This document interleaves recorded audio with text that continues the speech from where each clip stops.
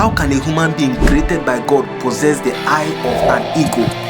This is one of the most dramatic stories among all the gods general. These three guys joined the healing line even when they were not sick, so they could publicly call out the prophet as a liar and a fake man. When Branham looked into their eyes, he said to them that the three of you were in your living room eating macaroni and cheese, and you agreed together to deceive the prophet that you had cancer. But the angel of the Lord is telling me now that even though you didn't enter this door with cancer, you have cancer right now. When he was born, a whirlwind entered into the room and covered the bed where he was lying down in front of everybody.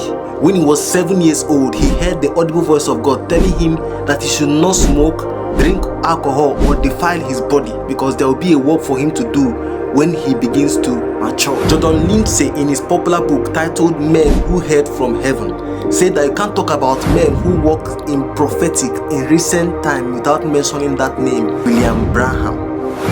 In 1933, in his first tent meeting, a light stood literally on top of his head before everybody that almost scared him to death.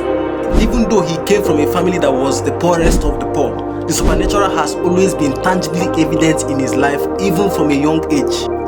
This man was like a time traveler that could tell people stories from the past and details of the future, consistently displaying the hand of God through the gift of working of miracles, which will make Robert Liardon call him a man of notable signs and wonders.